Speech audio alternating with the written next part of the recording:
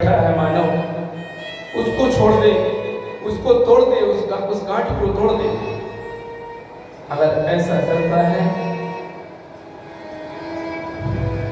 तो फिर भगवान से मिलने में ज्यादा देरी नहीं है। माता पार्वती किस तरह भोले बाबा की तपस्या करती हैं, अपना राजमहल छोड़कर त्याग करके भूखे प्यासे सूखे पत्तों को खाकर, कहीं वायु को पीकर, कभी कुछ निराहार रह करके भगवान भोलेनाथ की आराधना की, जिसके फलस्वरूप उन्होंने भगवान शिव को पति के रूप में पाया भी। इसलिए कपट गांठ मन में नहीं, कपट गांठ मन में नहीं, सबसो सरल स्वभाव, और नारायण व भक्त की लगी किनारे नाव। जिसके मन में कपट रूपी गांठ नहीं है, समझ लो उसकी जो नाव है वो भवसागर से पार ही हो गई है। कल बड़ा ही सुंदर हम लोगों ने विवाह उत्सव मनाया। हम लोग अपने दैनिक दिनचर्या में हम वास्तविकता पे बात करते रहते हैं एक दूसरे से कि सुख और आनंद, हमको सुख, हम सुखी हैं, हम आनंद है, हमको आनंद आ गया। लेकिन क्या वास्तविकता में सुख और आनंद में कुछ अंतर है? क्या आप समझते हैं कि सुख और आनंद कोई अलग अलग चीज है? बोले हाँ। सुख जो है वो कुछ क्षणों के लिए मिलता है, और जो आनंद होता है अगर वो मिल जाए तो फिर कहना ही क्या।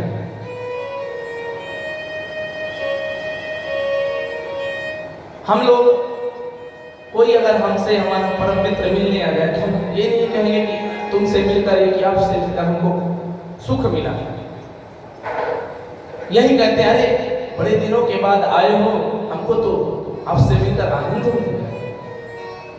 वो आनंद नहीं, वो कुछ क्षणों के लिए सुख की अनुभूति है।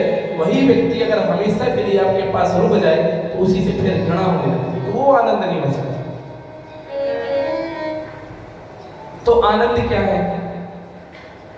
हमारे रामायण में तुलसीदास जी बड़ी सुंदर चौपाई के द्वारा बताया कि आनंद क्या है। जो आनंद है सिंधु सुख राशि, सी कहते लोके सुभाषि। जो आनंद सिंधु सुख राशि,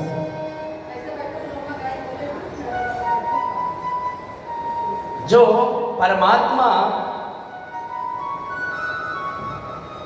स्वयं आनंद का सागर है, वो परमात्मा उस अपने आनंद रूपी समुद्र से सुख राशि, थोड़ी सी सुख प्राप्त करने के लिए थोड़ा सा एक बूंद छलका देते हैं, मानो उसी में इतना प्रसन्न हो जाता है कि वाह हम कितने सुखी हैं।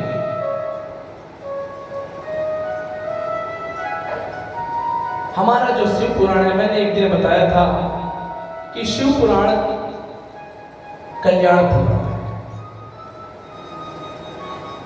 कैसे? शिव का अर्थ होता है कल्याण, पुराण का अर्थ होता है, पुराण के कई अर्थ होते हैं लेकिन दो अर्थ हैं। पूरा मतलब प्राचीन, पूरा नवम नवम करोति इति पुराण।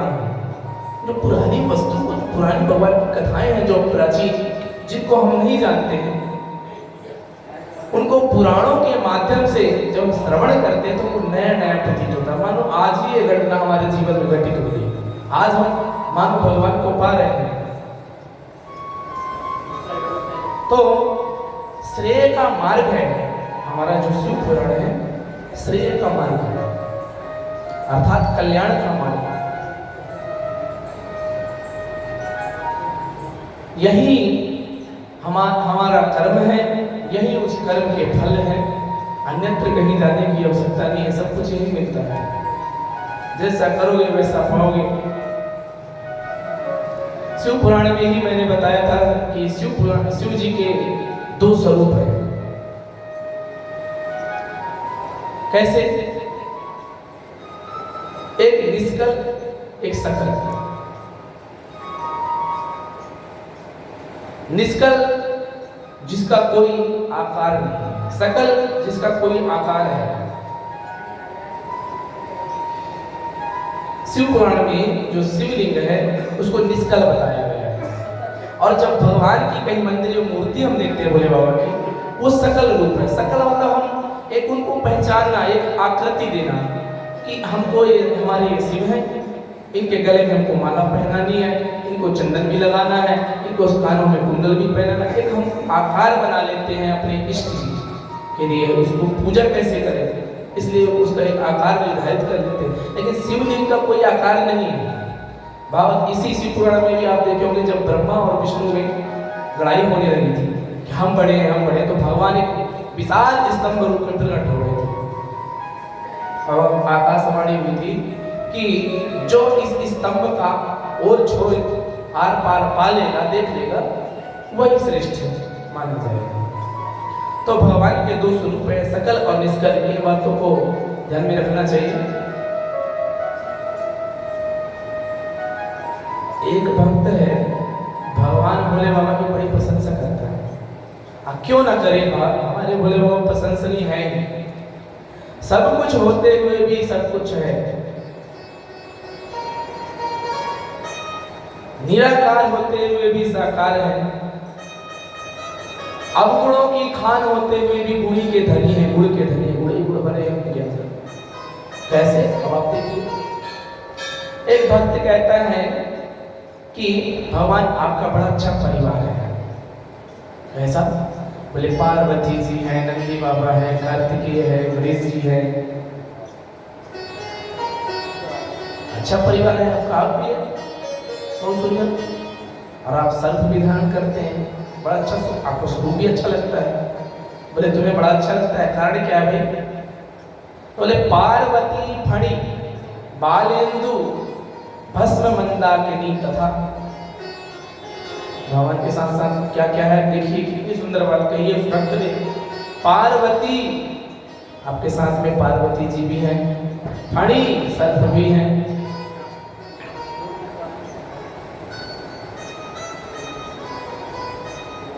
बालेंदु मस्तक पर चंद्रमा विराजमान है भाई, भस्म आप भस्म भी धारण करते हैं। देखिए हम लोग पाउडर लगाते हैं, लेकिन भगवान भोले बाबा का स्पेशल पाउडर है भस्म।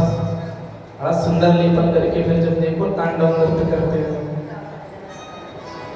भोले बाबा का स्पेशल पाउडर है, बड़ा पसंद आता है हमको। और मंदाकिनी तथा, अरे और तो सब ठीक है, लेकिन शीश पर मंदाकिनी गंगा को धारण किए हुए हैं प्रभु। अब देखिए इसका एक अर्थ और सुंदर निकलता है, बहुत ही सुंदर अर्थ, ध्यान से सुनने योग्य बात है। अब हम ये देखेंगे कि पार्वती फड़ी बालेंदु भस्म मंदाकिनी, हमारे 4 शब्द 5 शब्द। पार्वती फड़ी बालेंदु भस्म मंदाकिनी, ये पवर्ग हो गया। अगर हमारे कुछ विद्वान ब्राह्मण भी हैं, बिल्कुल एकदम समझ जाएंगे, ये पवर्ग है। जो 5 लोग हैं भगवान भोले बाबा के, जो चीजों को एकदम निकट रखते हैं, पार्वती फणी सर्प बालेंदु चंद्रमा भस्म धारण करते हैं, और मंदाकिनी गंगा जी को। तो तीनों का पहला 5 का पहला अक्षर हम ले लेते हैं। पा फणी से, पा पवर्ग का फा है, तो पा फा क्रम से पूरे अक्षर, पा फा बालेंदु बा भस्म बहा और मंदाकिनी माँ। ये क्या है? पवर्ग। पवर्ग क्या है? आप लोग कहें महाराज क्या बता रहे हैं पवर्ग, हम नहीं जानते हैं। तो हिंदी तो आप लोगों ने पढ़ा होगा, संस्कृत भी थोड़े बहुत जानते ही होंगे। संस्कृत में एक वर्ग बनाया है, स्वर जो व्यंजन वर्ण है, भोले बाबा के ही इस डमरू से स्वर निकले हैं। ननाद काम नव पंचवाराम उद्धर्त काम नेतु द्विवर से। भोले बाबा 9 बार और 5 बार जब डमरू बजाए, 9 और 5 बार, तो 14 सूत्र निकले। आई उड़ रिल रिग ए ओंग आई औ, ये 14 सूत्र है पूरे व्याकरण शास्त्र में। यहीं से व्याकरण स्टार्ट होती है, प्रारंभ होती है।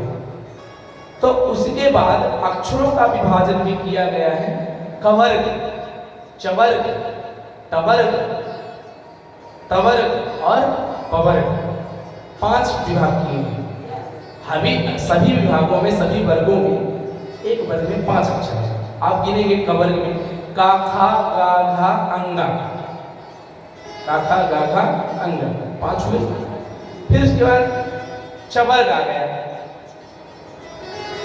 चा छा जा झा इया। अब टवर्ग ये व्याकरण है, ये उच्चारण स्थान है। अगो विसर्जनीय नाम कंठा, विचुसा नाम तालु, रिटुसा नाम मुर्दा, तुलसा नाम दंता, उपपद्मनिया नाम ओष्ठो। ये सब व्याकरण के सूत्र हैं कि किन वर्णों को कहां से उच्चारण करना है।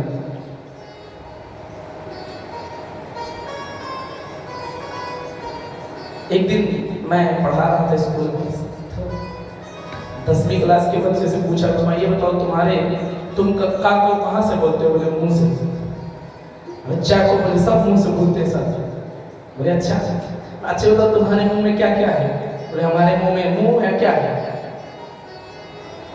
बोले मुंह है। हम बोले अच्छे से ध्यान से सोचो, तुम्हारे मुंह के अंदर क्या क्या है? बोले सर दांत है जी। बोले और देखो, और पूरे वर्ग को हमने लिख के बताया बोर्ड में उसको। बोले देखो ये पूरे 5-5 वर्ग हैं, इनके अलग अलग उच्चारण स्थान है, यहाँ से बोलना चाहिए।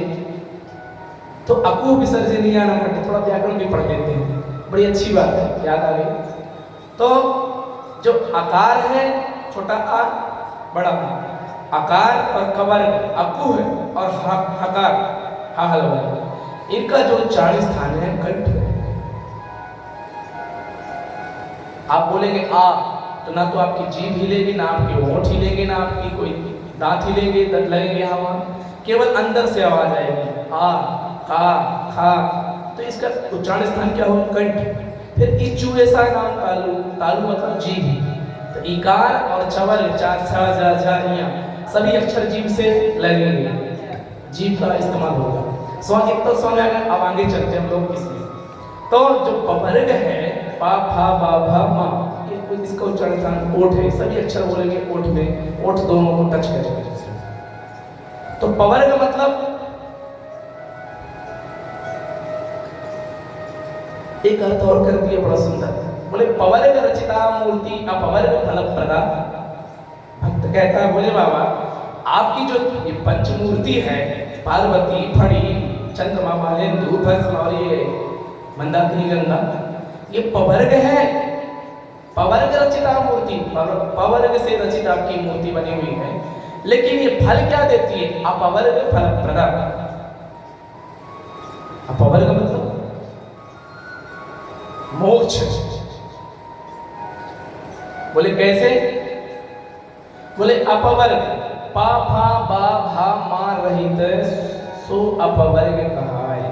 अगर इनके अंदर से यहां से हम लोग बाहर निकल गए तो फिर सीधे मोक्ष का अधिकारी हो जाता है।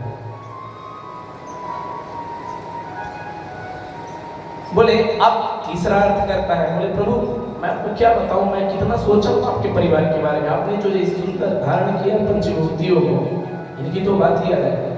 बोले पा मतलब, बोले पाप और पुण्य। पा मतलब पाप और पुण्य। फा से क्या होगा? पाप और पुण्य का फल। देखिए ध्यान रखिए, पा फा फिर भा, तो भा से बताया बा, बा से बंधन, पा फा बा, बा से बंधन, अब भा से भय, और मां से मरण मृत्यु। इनसे जो व्यक्ति परे हो जाए, ऊपर चला जाए, भगवान को के सन्निधता पाले, उसी का मोक्ष, वही मोक्ष का अधिकारी है। तो हमारे भोले बाबा ही हैं, एकदम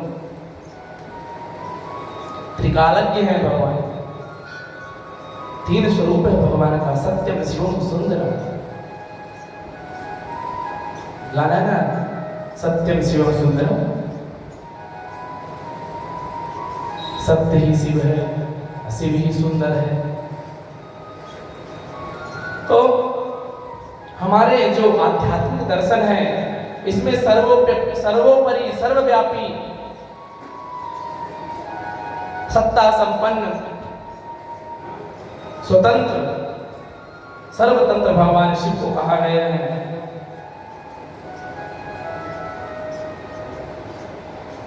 ये सब इसकी जानकारी हमारे गुरु ही कराते हैं। अब तो आपको भरोसा हो ही गया होगा कि गुरु क्या चीज है। माता पार्वती भी सप्तऋषियों की और ब्राह्मण के रूप में भोले बाबा आए थे परीक्षा लेने, लेकिन बोली मैं नहीं मानने वाली हूँ। आप चाहे कुछ भी कहिए, मेरे गुरु गुरु हैं।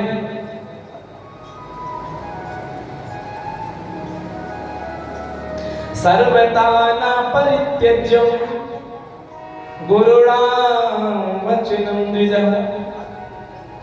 किसी भी स्थिति में हमको गुरु के द्वारा दिए गए वचनों को नहीं छोड़ना चाहिए, नहीं त्यागना चाहिए। उनके कहे हुए वचनों की अवहेलना नहीं करना चाहिए। चाहे गृहम बसेत्वा शून्यम स्यात्, चाहे हमारा घर बसे और चाहे बिल्कुल बिगड़ जाए, लेकिन उसका गुरु जी के वचनों का त्याग नहीं करना चाहिए। और जिन व्यक्तियों को जिनको गुरु के वचन में विश्वास नहीं है तो उसको तो सपने में भी सिद्धि और संपन्नता नहीं मिल सकती है। गुरु के वचन न प्रीति न जेहि, सपने हो सुगम न सुख सिद्धि। आज भगवान शिव का सुंदर विवाह कल हम लोगों ने किया, बड़ा धूमधाम से उत्सव मनाए। और कल एक चीज बताना था, लेकिन बारिश भी होने लगी और समय भी हो गया था। शशि ललाट सुंदर सिर गंगा भगवान श्रृंगार किए थे, बड़ा सुंदर। मैंने बताया था, फिर व्याख्यान नहीं कर पाया। जो भगवान शिव यज्ञोपवीत धारण किए थे, वो यज्ञोपवीत भी सर्पों से बना हुआ था। 3 सर्पों का यज्ञोपवीत। मानो भगवान शिव ने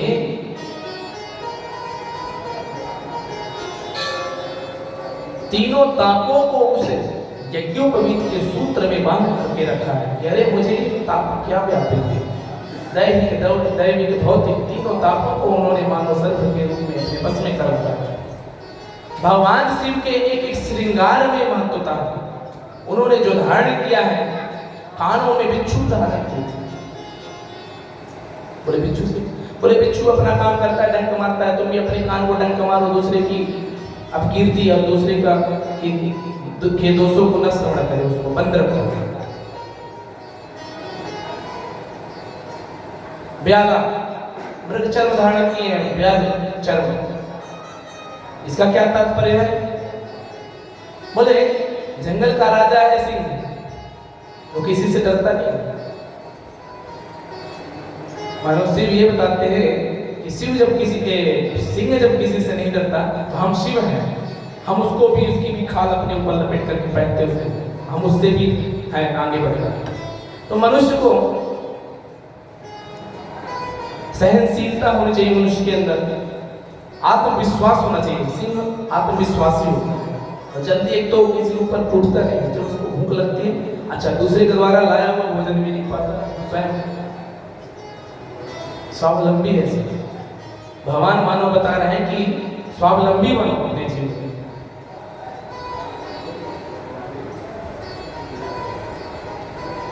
और बोले कि डमरू भी धारण किए हैं, बजा रहे हैं डमरू, श्रृंगार में डमरू भी लिए हैं। डमरू क्या है भाई? तो डमरू जब बजाते हैं, देखो संगीत बहुत बड़ी चीज है।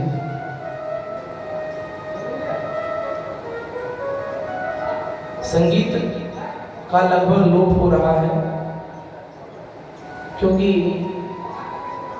आप सभी लोग नहीं, हम सभी लोग क्लासिकल की ओर नहीं जाते हैं। हमारा मन कैसे प्रसन्न हो, हम कैसे झूम जाएं, कैसे नाच गा ले, कूद ले, बस ये हम।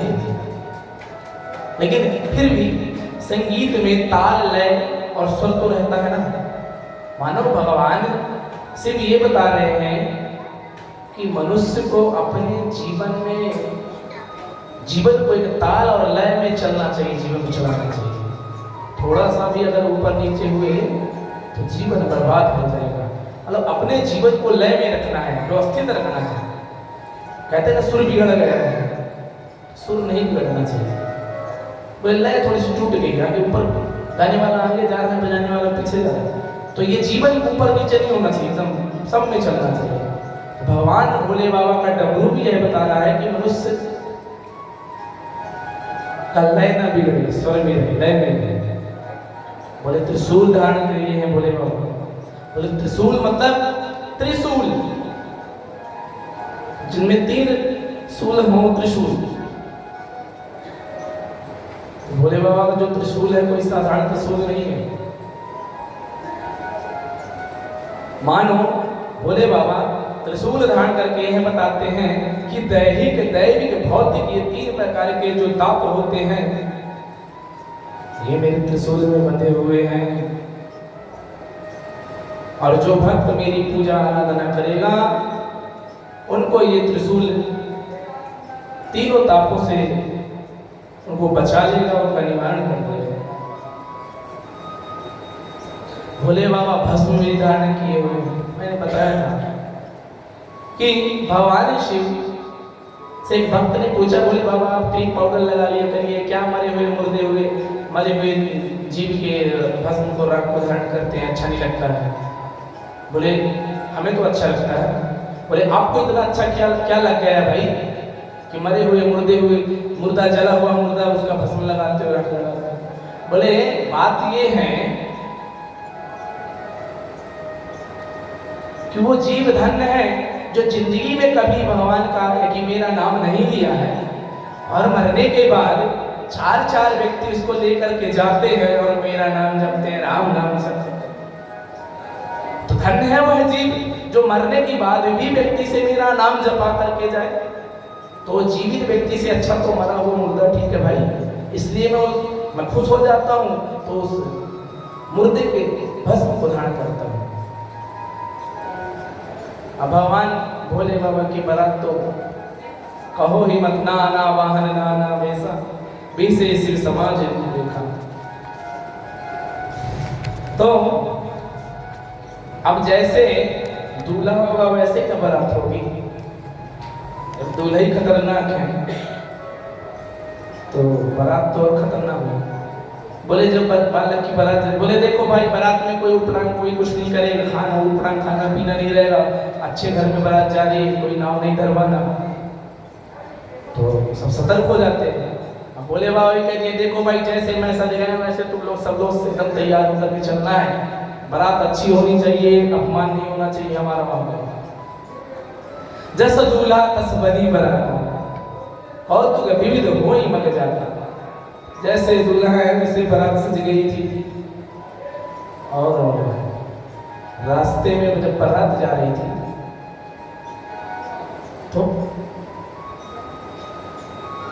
आगे आगे विष्णु जी थे, फिर ब्रह्मा जी थे, पीछे भोले बाबा।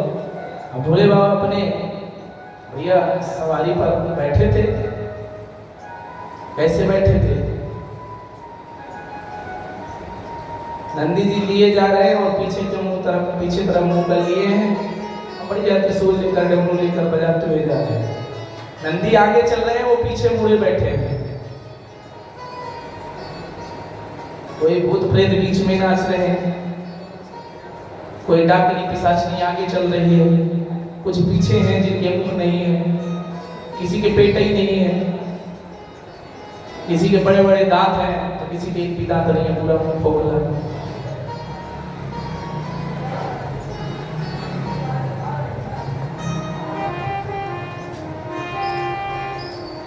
तो कैसे भोले बाबा का बम भोला की बराती देखो अजब सुहाती। कैसे भोले बाबा की बारात देखेंगे लोग। बम भोला की बराती देखो अजब सुहाती। बम भोला की बराती देखो अजब सुहाती।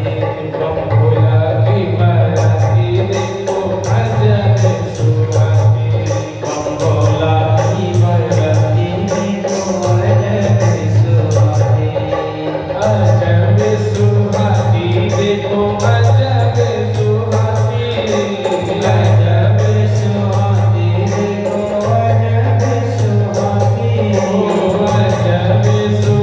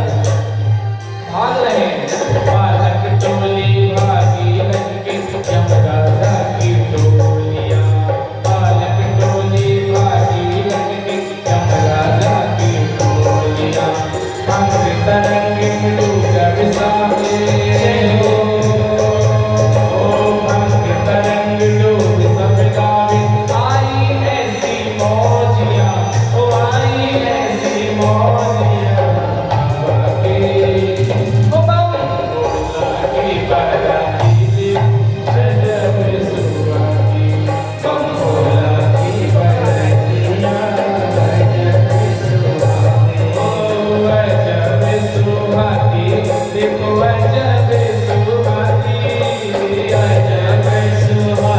देखो जब सुहागी बंगोला की बाराती देखो जब सुहागी बंगोला की बाराती देखो जब सुहागी बंगोला की बाराती देखो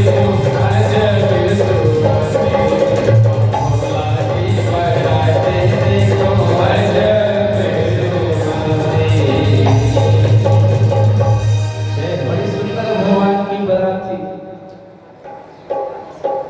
बताओ, देखने वाले कहते रहे मानो यमराज आ रहा है, यमराज की पूरी टोली फौज आ रही है, सब घबरा रहे हैं। तो भगवान भोले बाबा पहुंचते हैं द्वार पर। जब बारात पहुंची, अब सभी की आशा रहती है कि पहले हम देखें दूल्हे को, दूल्हा कैसा है। सभी लोग दौड़े दौड़े जाते हैं, तो बालक बेचारे लौट लौट कर आते हैं। मुझे लगता है भीड़ ज्यादा है इसलिए लौट करके बालक भाग रहे हैं, भीड़ ज्यादा है कहाँ रुकी। तो सब लोग लौट आए। अब बोले कि बारात आने वाली